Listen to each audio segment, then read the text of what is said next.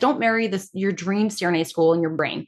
Leave room for other options, because the reality is you might have this dream school in mind, but if their average admission GPA is a 3.7, 3.8, and you have a 3.2, there might be another school out there who would give you a shot, but it might not be that school that you want so bad. They may never even interview you because they put a lot of weight on that GPA. And sometimes the more credit hours you get under your belt, the harder it is ever to get that GPA to budge. It's like you could take like 6 classes and still barely budge your GPA. And at the end of the day, it's about try to see what other schools are out there to see who will give you the time of day to give you an interview, and talk to these faculty, especially if you have a lower GPA. You need to be communicating with the faculty to see what you can do to boost your odds, and understand that some schools are just not going to work with you, and you have to be willing to move on to other options.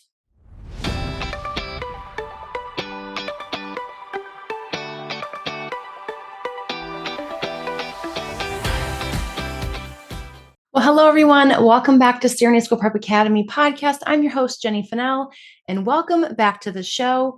Today, we're going to cover what are some CRNA school requirements that you may not know about.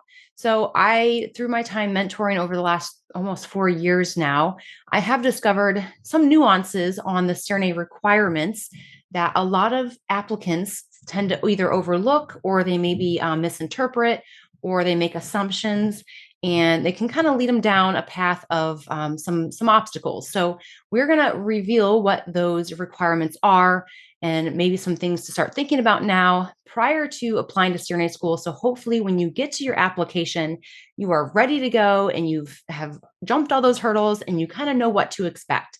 So let's go ahead and get into today's show. All right, welcome back to CRNA School Prep Academy podcast. So today, again, we're going to discuss the CRNA school requirements. And welcome back for those listeners who have been tuning into the show. I appreciate you so very much. If you're new, welcome. I'm happy to have you here. For those of you who missed my announcement back on July 12th, I am actually on a hiatus from the podcast, even though I'm here. I have pre-recorded some episodes because I wanted to make sure you still heard from me on occasion.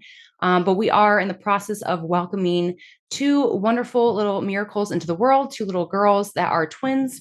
They are high-risk twins. So by the time you're hearing this recording, I may already be in the hospital or getting close to going to the hospital for continuous monitoring until they are born, hopefully in late October. So in case, again, you don't hear from me, or if I become kind of sporadic on the show, that is why.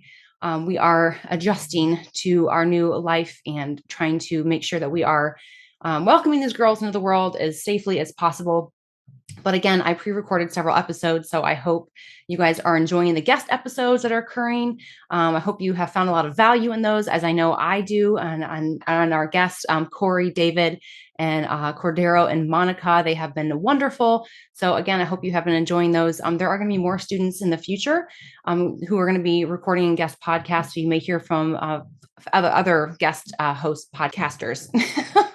All right, so let's go ahead and get into the good stuff today. With CRNA school requirements that you may not know about. One of the first things I wanted to cover is exam scores. Now, keep in mind, all of these things I'm covering today, they're going to be different depending on what school you're applying to. So don't take this as a blanket statement that's going to one shoe fits all kind of thing. Know that every school is very unique in what they require and kind of the requirements that go into how they evaluate you as an applicant. I am just going to share some little nuances that I have picked up on through scouring probably over hundreds of websites at this point to really dive into school requirements, because again, I see there's little tiny differences between them all, and it can kind of cause applicants who are applying to several schools to kind of miss little nuances and think, well, this school doesn't require that, so this school won't require that, and that's just not the case. So the CCRN score as an exam score, some schools just want to know you have it. They just want to see your certificate that you have completed that exam and that you have passed, kind of thing. Other schools want to actually see what your passing score was. And so I have emphasized this on the podcast before, where I've heard students say they just take it to see how they do. And if they fail, they plan on taking it again and actually studying. I think that's a really not so good approach, especially if you're pre-CRNA, because again, your score could matter. And if you have to take it and you barely pass, again, and when you're up against candidates who pass with flying colors, it might inaccurately display your ability to perform on a science-based test, where if you had put all your effort into taking the test and scored very well, you're going to put your best foot forward and put on a better show or better picture, painting yourself a prettier picture as an applicant for these CRNA schools. So don't wing the CCRN. Plan on studying the first time around when you take it. Hopefully you only have to take it once, but if you take it again, don't worry. It's okay. But, just do the best you can to pass it. I'm not trying to make you feel bad if you're struggling to pass it. I just know there are a lot of people who decide to just wing it and see how they do. And if they don't pass, they actually decide then they'll study. Just that's really kind of a poor approach. I wouldn't recommend that for anyone to do that. Same with the GRE, the same thing. Don't do that. Next, some schools will actually look at your ACT and SAT scores. I know, right? You thought those were behind you. And I would say this is not the majority of schools. The majority of them will not look at your ACT and SAT scores. Very, very few schools will do this. I just know I have run into it. So those may come back to haunt you. I don't think there's a lot of weight put on those exams, but I think it's more about seeing consistency. Similarly, the same school who does this actually looks at high school grades. Again, not the majority of CRNA schools will care about your high school grades, but if there's one school who does it, there could be another one out there. There's over 130 some schools. So again, your ACT and SAT scores, and then your high school grades potentially could come back. And again, typically when I have asked programs to explain why they look at those types of things, just to kind of see the trends, they want to see, okay, were you a strong student in high school and you dropped off in college, but then you picked back up towards the end of your college career? Or were you, kind of a mediocre student in high school and then you like soared to the top in college? Ultimately, what I've been told is they want to see a trend upwards. They do not want to see the opposite, a trend downwards, meaning you were a great student in high school and then you kind of just never got it in college. That could be a red flag for them that, maybe there's something going on. Maybe you're not going to be able to handle or cut it in grad school, whatever it may be. They just like to see the trends. And if the trend is going in the right direction, that's what they look for, or a steady state trend, meaning you've always consistently been this type of student. But if you have kind of bounced up and down, they at least want to see that trend going in up and to the right versus down into the right. So, okay. So there's that explanation there. Then we have the GRE. So the GRE, again, is broken into multiple parts.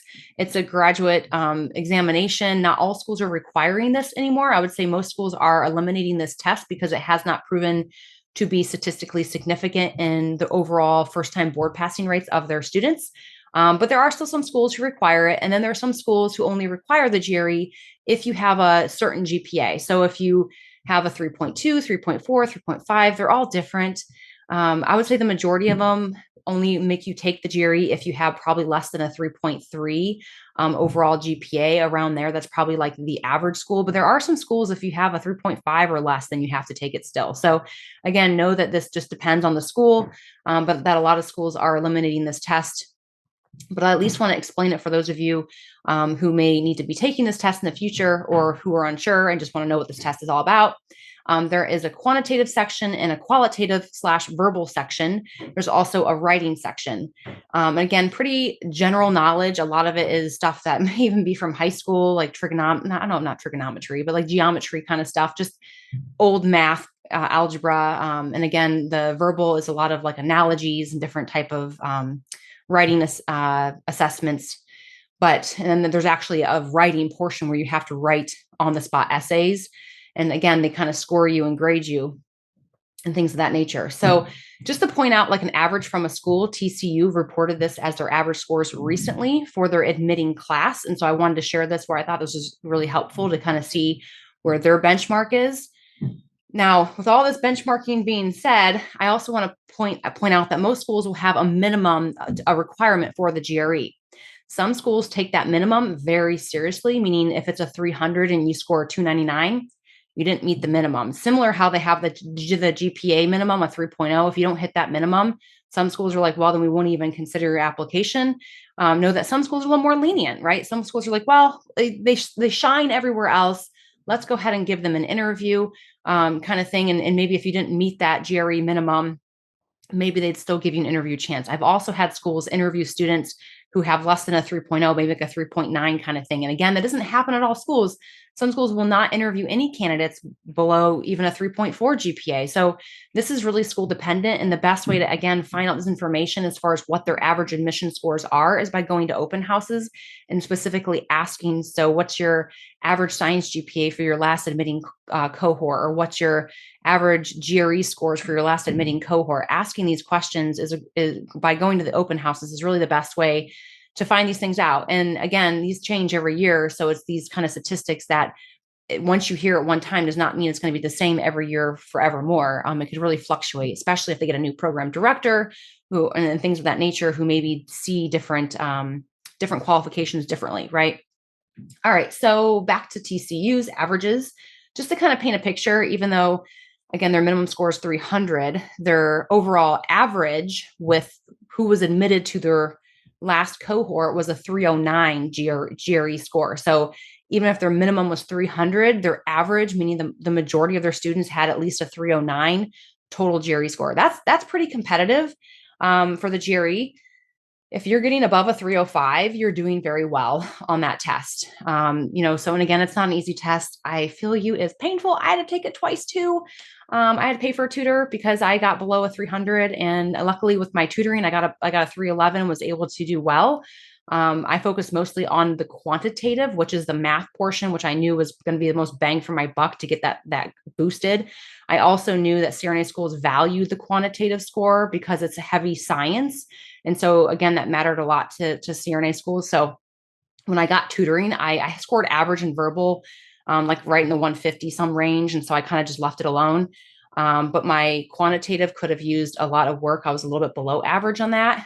So that's where I put my work when I studied and I got the tutoring. And then I was able to improve that quite a bit for the retake. So again, verbal average for TCU's last cohort was 155. And again, that's definitely above average overall if you look at the big scheme of things. And then their quantitative for their cohort was 154. Now that is right around average. Now I know you're probably like, oh my gosh, but they're looking at averages across all the students in the entire country who take this test. So again, 154 is actually average, although it's easier said than done. If you get in the 140s, don't feel bad about yourself. I did too. So again, these are math concepts that you may not have learned since high school. So like for me, it was hard because I didn't even learn math that well the first time I learned it in high school and things of that nature. So there was a lot of things I had to go back and relearn because I never really truly ever learned it great from the beginning. And then the average for their writing portion was a 4. So again, my recommendation is to be again in the one, for like verbal to be between 152, 155 for the verbal, and quantitative to be at least a 150. But if you can get up to, a 160 on the quantitative, that would be amazing. But aim for at least 150 on the quantitative score. But again, aiming for at least a 305 is kind of a nice way to know that you are going to be within that ballpark of the majority of students who are being evaluated based on their GRE scores. And then in the writing, again, back when I went, I don't remember. I don't remember my score perfectly. I want to say it was a 3.5 was my writing.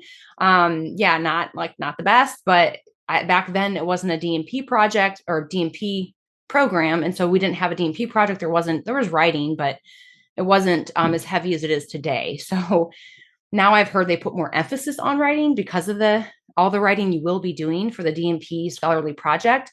So they do like to see a 4 or a 4.5 for the writing section on the GRE. Now, if you do get a 3.5, it doesn't mean your game's over, but it just means that, again, compared to what they're looking for a solid 4 on the writing to know that that you're going to be able to handle the amount of scholarly writing that you're going to be in store for as you get your DNP. All right, so that's the GRE. Now we're going to go from exam scores to GPA breakdown. This is another area that is so stressful for so many people applying to CRNA school. This has to be the biggest pain point that I see students struggle with who are wanting to become a CRNA. I feel my heart goes out to the students who have a lot of backtracking to do because it is a very painful process.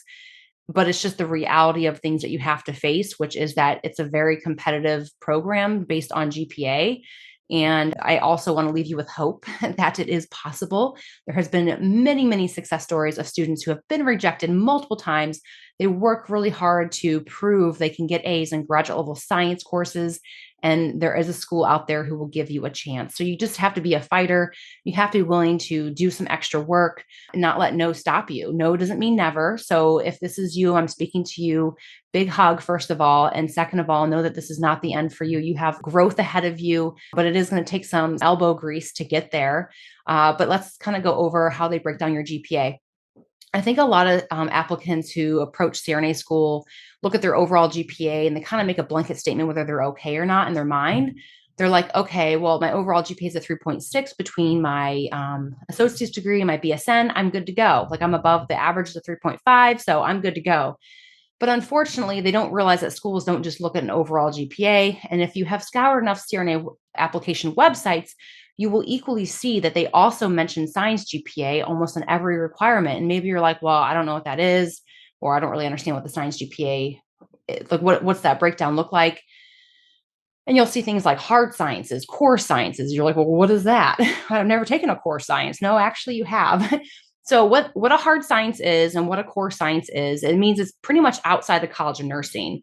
So things that start on your transcript with like a bio, biology, or a math or chem, those are called hard sciences, core sciences. Those are usually things you do prior to even being accepted into nursing school.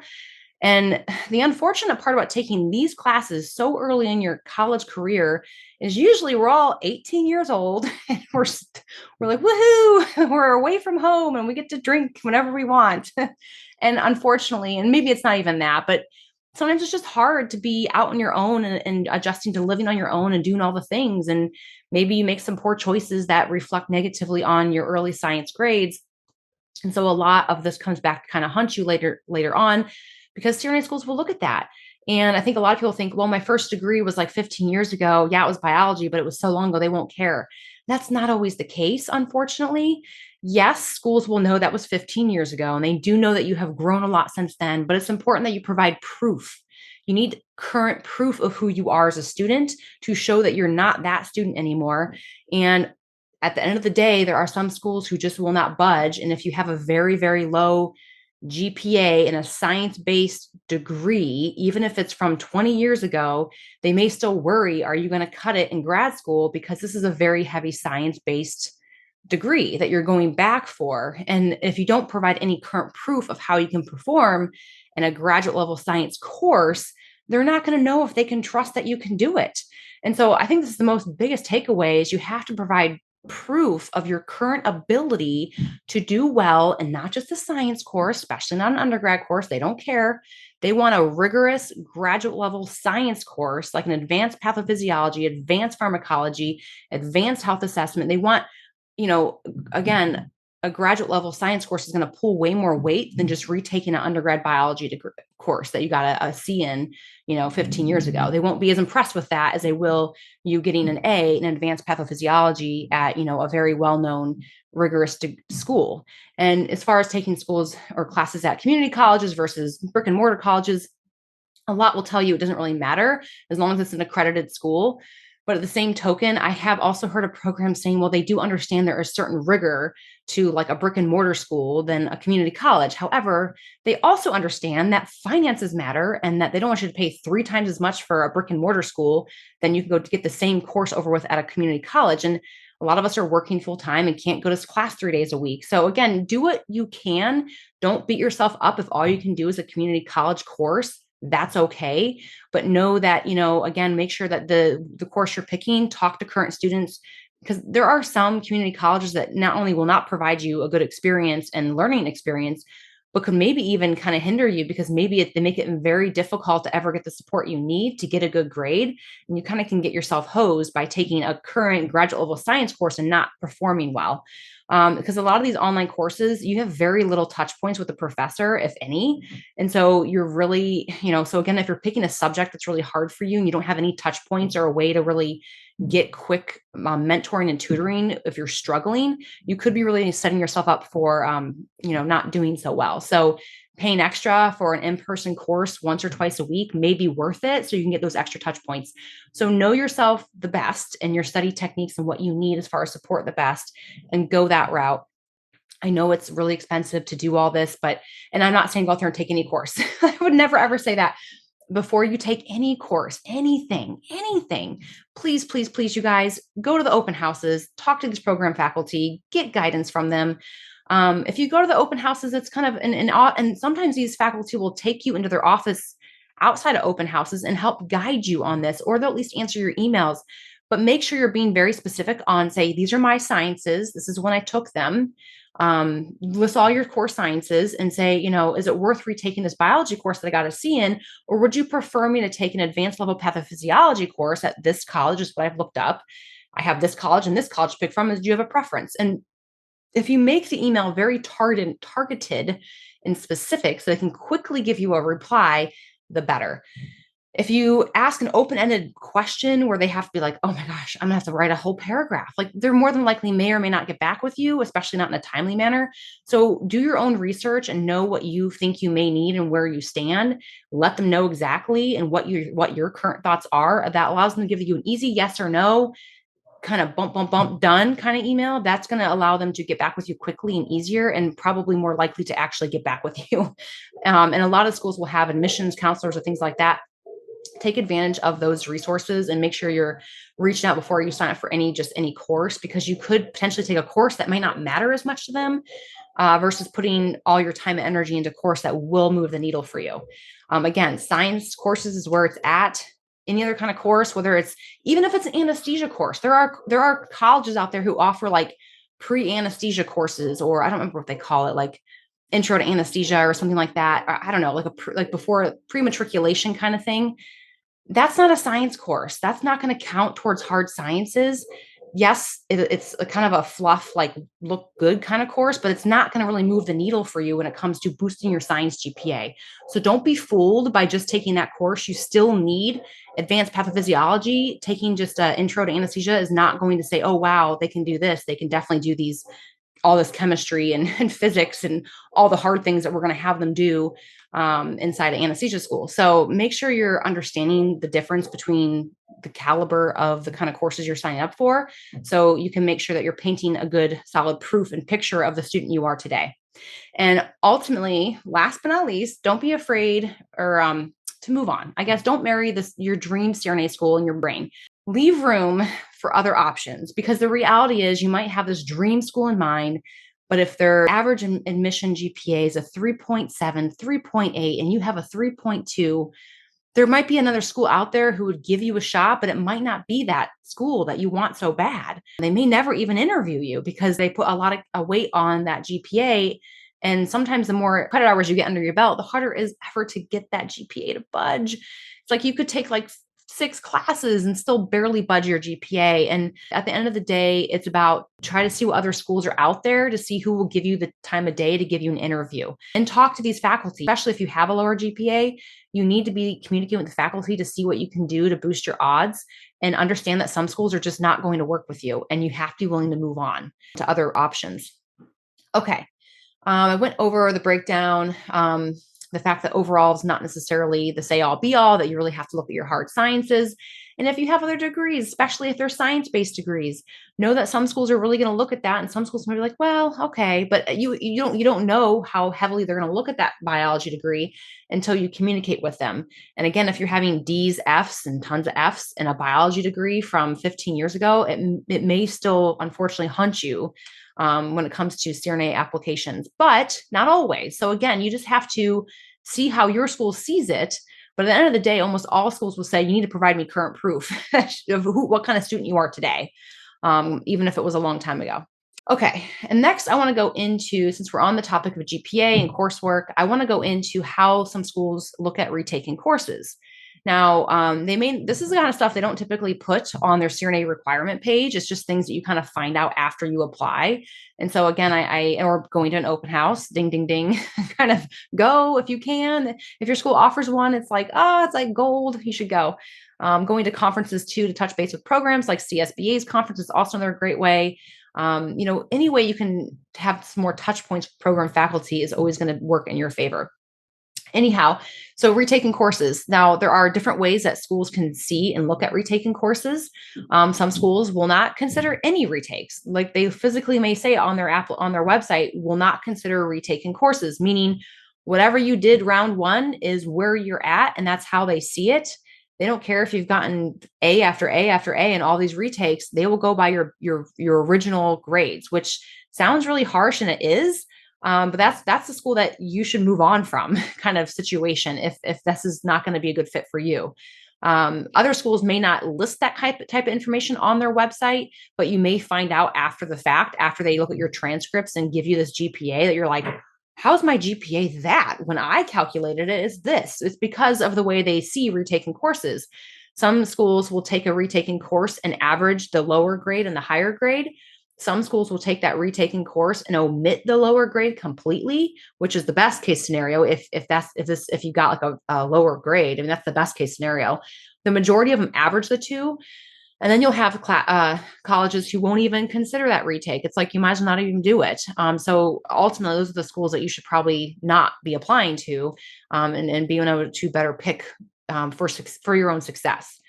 So those are how, of course, different retakes could be considered.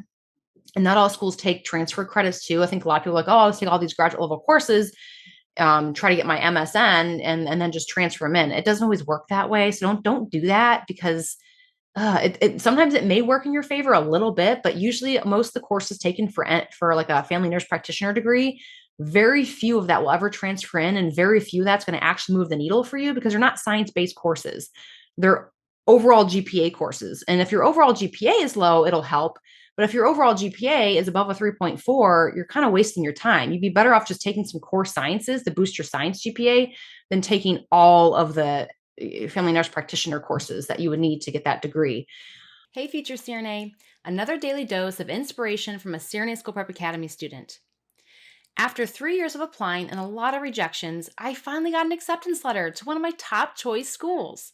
Coming from a background of being told and treated like I'm not good enough for most of my life, the mental gymnastics I had to do was real. For the past 3 years, I have purposely been putting myself in a position to be told I'm not good enough. And I was told that many, many times. The difference is, since becoming a nurse, I know that I am good enough. My socioeconomical and educational background was not so great growing up, and nursing was my second career. When I was younger, I lacked confidence in my educational capabilities as a young adult, and it was not until I went back for nursing that I realized I could be smart enough. I wrecked my GPA when I was younger, so I had to work hard to correct it. I did that in nursing school with my BSN, but I had to be extra aware of what programs use the last 60 credits or nursing degree calculations. Despite having 6 years of ICU experience and 10 years overall, I had to return to the ICU to gain recent experience, which when you have a cushy IR cath lab position was no easy task. But I can say now that it was worth it. I'm going to do this, and I cannot wait to get started. I would like to thank CRNA School Prep Academy and all the resources and support that is available. Thank you, Jenny and Richard, and everyone else for making our dreams a possibility. Start date, June of 2023, CRNA signing out. Congratulations, CSPA student. If you're listening, I know who you are. I'm so incredibly proud of you. I know you've been at this for a long time. So those of you listening to this story, if you can relate to the feelings of not being good enough, I hope this story hit home. And let me remind you that you are too capable of achieving your dream of becoming a CRNA. If you're not already signed up for our free Future CRNA newsletter, be sure to do so now. Pause this episode and go click the link in the show notes in the comments below. Cheers to your future. I'm rooting for you. Now let's get back to the show. Okay, I can go on a tangent on that, but I'm not going to right now. That's enough of that. Application limits or application limits. What I mean by this, something else you may not know when it comes to applying to CRNA school, is some schools have a limit, meaning if you apply to their school even once and you're not asked to interview, you can't ever apply again. So this is, again, really harsh and kind of a painful way to find this out if you're not selected for an interview and then you realize that you have no other shot of ever applying to that school. And the reason why I want to point this out too is I've heard people say, well, I just want to throw my first applications in, just see how it goes. And if it doesn't go well, I'll get feedback and I'll improve.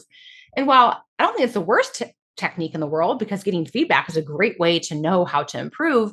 I equally think you should be doing your own due diligence and trying your best before you submit even your first application. I'm not trying to scare you off from submitting an application, but just understand and make sure you fully have met their requirements as much as possible, and gone over and beyond their requirements. So that way you can at least know that you, especially if you have a limit, and I would find this out by going to open houses, talking to faculty, things like that.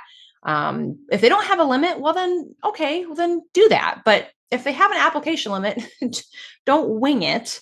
I also, most schools have more than that. I would say that's not, again, not the norm. They only have a one application limit and done. The majority, but I know a lot of schools who have maybe a 2 or 3 application limit. So that is more common.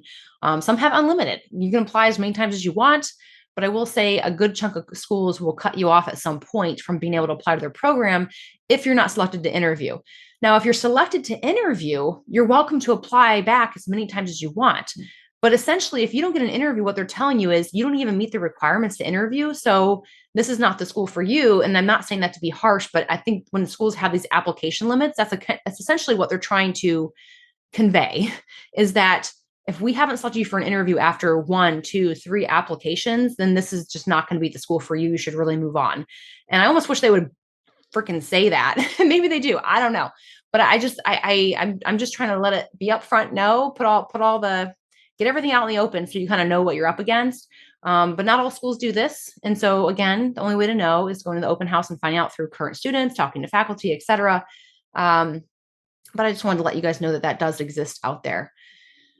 Okay, next we're going to go into PassFail. Just real quick, a lot of you may already be aware of this, but a PassFail, if you go to a PassFail nursing program, you're going to get if you pass, you get a 3.0. That's passing. That's like a B, or at least that's how these CRNA schools look at it in the terms of GPA, which is really going to hurt you. Because again, if the average GPA is a 3.5 for CRNA school admissions, and you have an entire nursing degree as a 3.0, it's going to be really hard for you to ever be competitive on the GPA scale. Now, I believe, I don't remember what episode. Shoot, I wish I could look these things up before I come on here.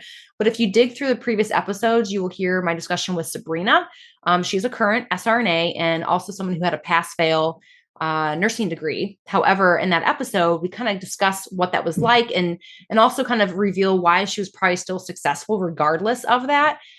So dig back through my episodes. Gosh, I have no idea when it was, but again, it was if you search PassFail, you'll find it on YouTube. I don't know if the search on Apple Tunes or iTunes, whatever, as good as YouTube, but it's on my YouTube channel too. So you can definitely search that on YouTube if this is where you're at right now at a PassFail program. All right, next I want to cover regionally and nationally accredited BSN nursing programs. Be very careful with this. Again, if you're already there, making sure you're connecting with your future CRNA schools very early, discussing what your background and situation is. It may turn out that you may not be able to apply to that school. Usually the students who I see have issues with this are ones who go to just a regionally only accredited nursing degree program, and they're trying to get admission into a nationally accredited doctoral degree program. Most nationally accredited nursing colleges will not take transfer credits from regionally only accredited colleges. Blah, blah, right? That's a mouthful.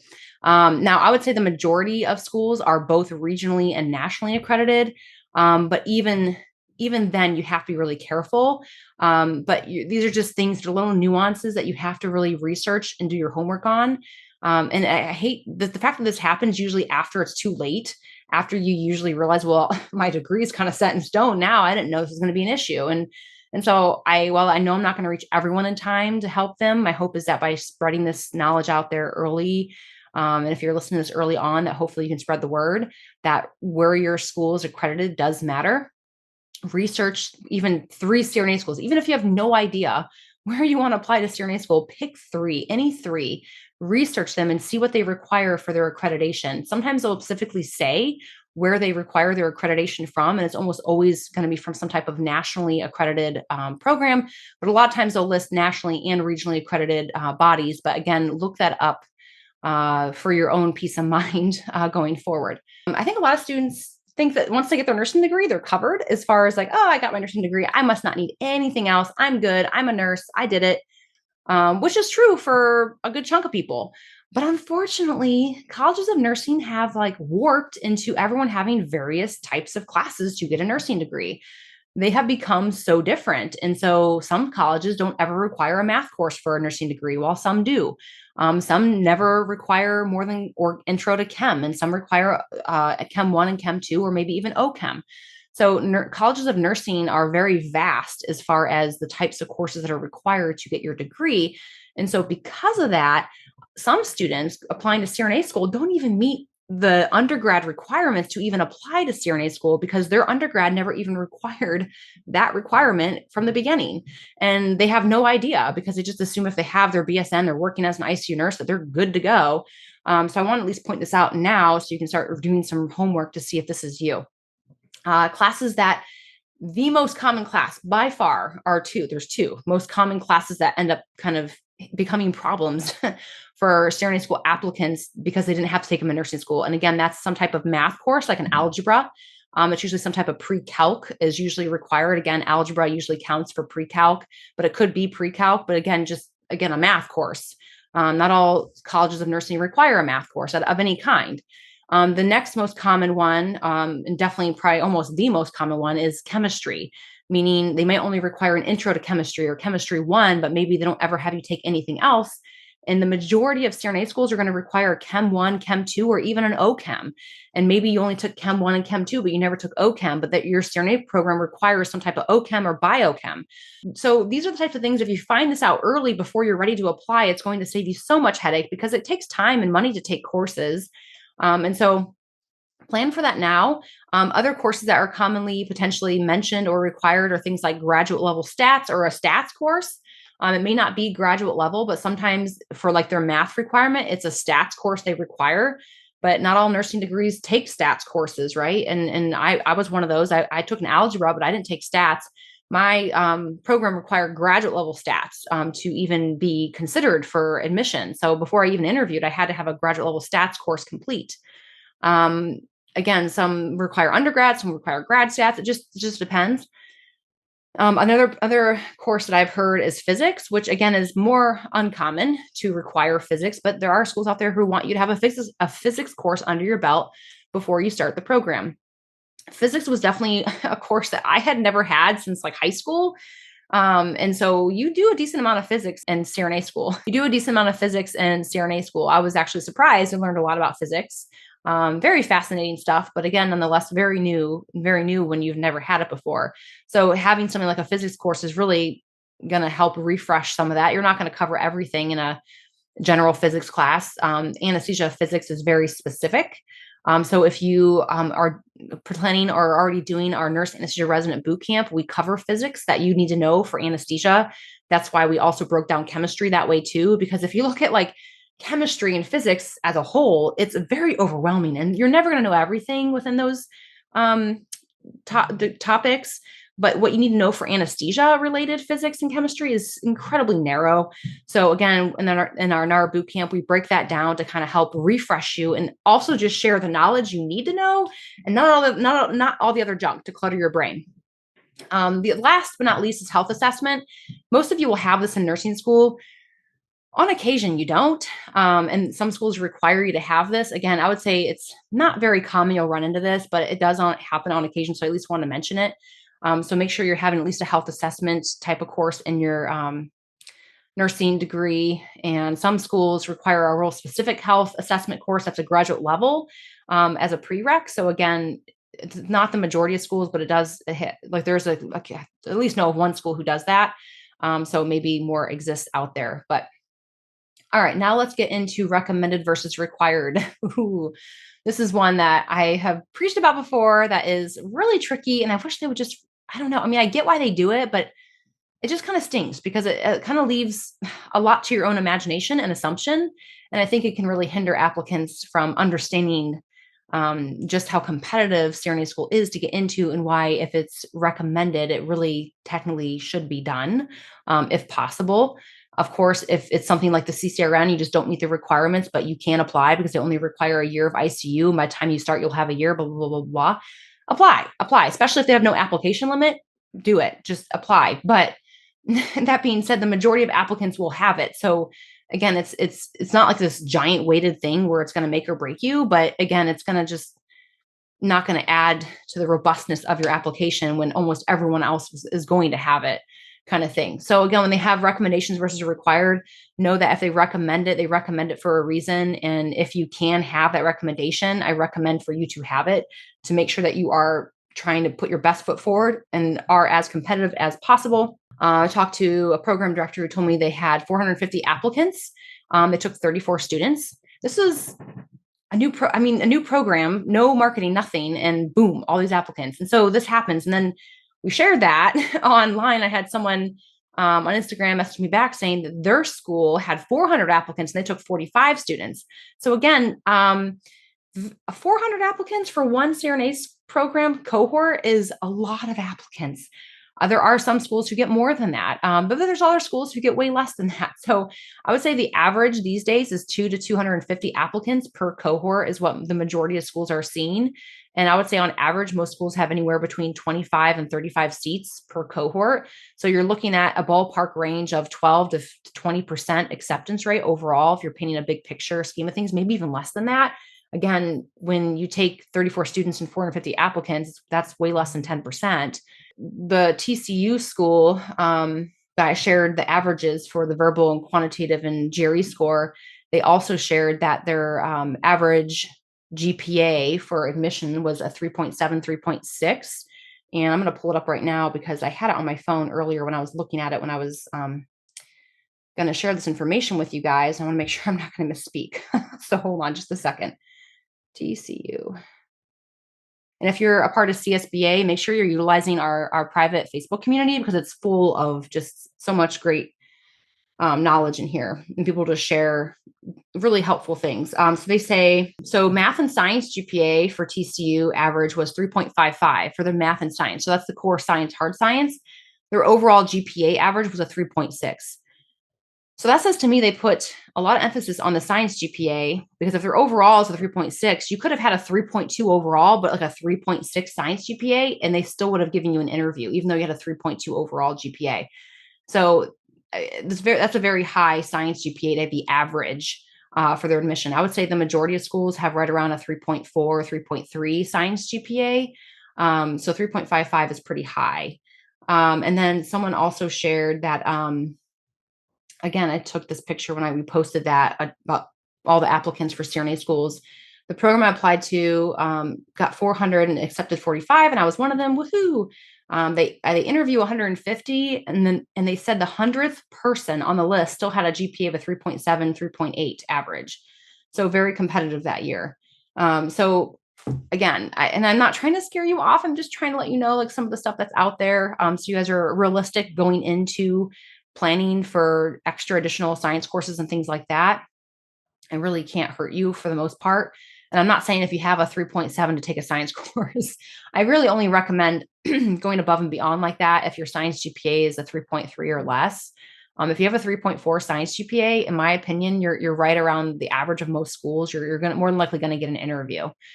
So just try to take a deep breath and breathe. I'm not trying to say all this to scare you. I don't want you to go out there and spend extra money and time that you don't need to.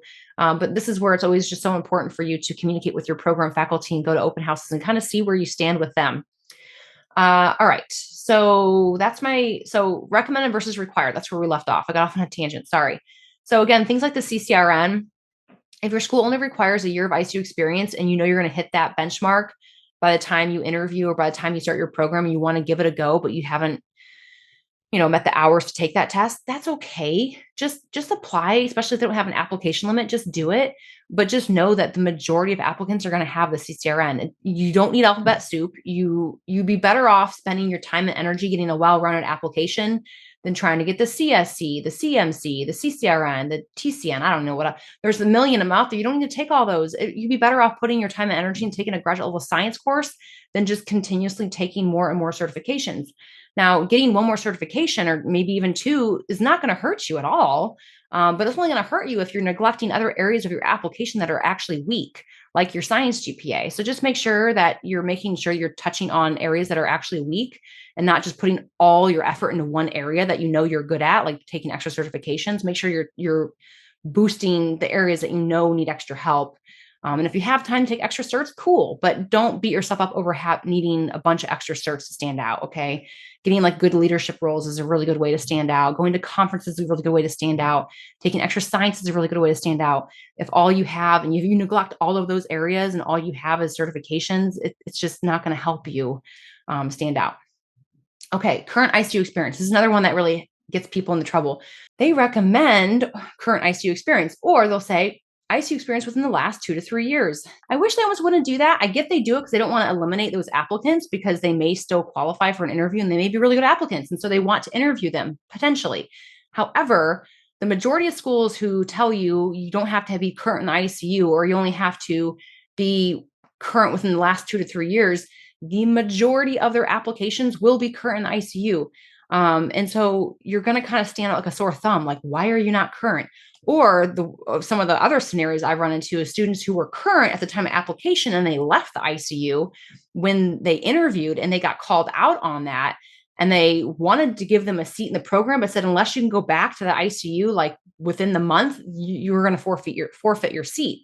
And in the situation that this happened, the student luckily stayed PRN in the ICU that he left, and he was able to get back in full time and provide proof that he was full time in the ICU, so he didn't lose his seat in CRNA school. So it's a big deal. Like I said, my heart goes out to you. I know the ICU stinks, literally, like literally stinks. But if you could just hang in there and make sure you understand how serious your school takes current ICU experience before you potentially, damage your potential going forward, all because of that. That is my recommendation, to make sure you don't risk losing your seat in CRNA school because of ICU experience. Staying current, and not like you have to stay current to the day that you start your program. It's okay if you leave the ICU a month, maybe even 2 months before you start your program, but just check with your school and ask them if it's okay. Say, hey, I'm really burnt out and fatigued. I need a mental break. I have 2 years of solid ICU experience. Is it okay if I leave the ICU in the next 6 to 9 months leading up to CRNA school so I can focus on my mental health? And explain why you want to do it. And they'll either say, yes, it's okay, or no, we really do require you to remain full time. We're sorry. So just find out and just make sure you don't hose yourself from them finding out inadvertently. Know what their policy is on that. Okay. So that's current ICU experience. EI assessment. Some schools will have you take an EI assessment, which is emotional intelligence assessment. Like Casper is a popular one. And they're going to have you do this before you even interview. And they may not even interview you until you take that test. So knowing that may be something, start researching, understanding your own emotional intelligence. What is emotional intelligence? How do you get scored on emotional intelligence? Having an understanding of what that is can really help you versus being blindsided by an EI test that you're like, huh, what's that? So we do a lot of EI coaching and teaching inside of CSBA. Dr. Dawn Upashan is wonderful. She's a CRNA faculty. She's been doing so for over 12 years, I believe. She's wonderful. And she teaches a lot of this inside CSBA. So if you're part of CSBA, we got you covered. If you go into the nurse anesthesia resident portion of the academy, you're going to find some EI for clinical scenarios. We've also done like group EI coaching sessions. So again, look for those resources inside of CRNA School Prep Academy to really help you with EI and how to start assessing yourself for that. Some schools also have you take a CCRN style test. So even if you have the CCRN, they're going to be like, here's another one, here's ours. It's like, oh, dang it. So brush up on CCRN type material. It's never going to hurt you. In fact, a lot of students will tell you that's how they studied and prepared for the interview is brushing up on CCRN type material. Not all schools will hit pathophys and pharm on the interview, but some do. So knowing what interview you're in store for is a really great way to prepare, to understand, and really connecting with current students is the best way to know what you're in store for. Interview styles can change from year to year. So connecting with either a student from the last couple of years is probably the way to go to understand what you're going to be up against in the upcoming months after you apply. Lastly, this is going to be lengthy again. Sorry, guys. Hang in there. Lastly is references. I think a lot of people are blindsided from references because of two things. One, because it has to be a current nurse manager from the ICU. And if you're not current in the ICU, you're like, well, what do I do? I'm not current in the ICU. Or maybe you're a traveler and you don't have a home base. And so it's hard to really get a current nurse manager. Some travel nurses have had to hunker down, and an ICU they like on one of their rotations so they can get 6 to 9 months in one ICU to start developing that relationship with that nurse manager for a reference letter. Some ICUs are not so CRNA friendly. I'm sure you're aware of that, but I want to point it out there that some will be like anti-reference letter, run. Like if you find this out, hopefully early enough to where you can make a decision to get to a different ICU, you need to, because you don't want your whole future hindered because someone's bitter or angry that they failed CRNA school 10 years ago and they don't want to help you do it. I mean, who knows why people do that? I don't know. But it is really awful to hear a student say, I'm only being held back because my nurse manager hates CRNAs and doesn't want to give me a reference for CRNA school. That is just toxic. So unfortunately, if you're finding yourself in that situation, you just need to get a new unit, because that's never like, that's going to be, that just shouldn't be a reason why you're held back. And if it is, make sure you're vocalizing that to your CRNA programs, and maybe they'll be okay with like the CNS for a reference letter, the clinical nurse specialist, or a different, like maybe a charge nurse instead. So that could be an option if your nurse manager is just really just not cool. So knowing that hopefully it doesn't hinder you completely, but you have to let the schools know what's going on if you're running into those situations. So yeah, references from current managers. The other one that kind of throws people is professors. You're like, I have been out of school for 10 years. No one's going to know who I am. This is also why taking current science courses is a really great way to refresh being around professors again. Make sure that if you're taking a current course that you're really getting to know that professor. Let them know what you're at. Let them know you're on the pursuit of CRNA. Share that you really want to work hard in this course. You're working really hard to get an A, and why you're doing that and why you want to be a CRNA. And at the end of that course, when you get that A, you can say, would you be willing to be a reference for me for CRNA school? I would greatly appreciate it. And they're used to this. Professors are probably asked for reference letters quite often, but let them know ahead of time that you're here to work hard, show up, ask questions, let them know who you are. And then at the end of the course, when you get the grade that you were like striving to achieve, again, it sets you up for a really good reference letter. And a lot of schools are requiring a professor for a reference letter. I know, like for me, I took a graduate level stats, but I don't remember knowing about the professor at that time, because I took that my senior year in nursing school. And then by the time I found out I needed a professor for one of my references for a CRNA school, again, I was already working as an ICU nurse. And I'm like, but luckily when I was in nursing school, my senior year, I had shared my ambitions with my, one of my assistant professors for my ICU rotation. She was my clinical coordinator kind of situation for my ICU rotation. She taught that portion. I shared with her what I wanted to do. She really helped get me set up in the CICU for some ICU experience as a student. And she was just very supportive and wonderful. I reached back out to her. She remembered me, even though it had been like almost 3 years. And she was really kind to write me a reference letter. So again, because she had remembered the conversations that we had and how I shared what my ambitions were and things of that nature. So if you don't have that, I'm not saying you need to have that, but keep that in mind if you have time to start thinking about those relationships now with professors, because it can obviously come back to really help you when it comes to applying to CRNA school. All right. Well, that wraps up today's show. I hope you guys understand the CRNA requirements better and some of these little nuances that I feel like a lot of people make assumptions or overlook, or just, again, maybe get it wrong because the schools can be different. So I hope you guys enjoyed. And as always, I appreciate you. If you have not already, if you leave a review of the show, it really helps the show find more people, to reach more people. And I would appreciate that. I know this, again, if you find the show helpful and it's helped you, I would appreciate you sharing with whoever to let them know that there is resources out there that can really help them in their CRNA journey. Thank you so much. And until next time, take care. Bye-bye.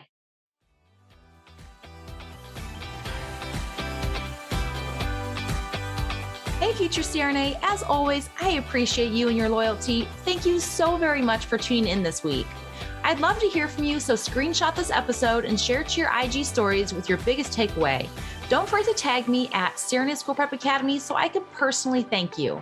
Be sure to head over to CRNASchoolPrepAcademy.com to check out our blog and gather free resources to help you along your CRNA journey.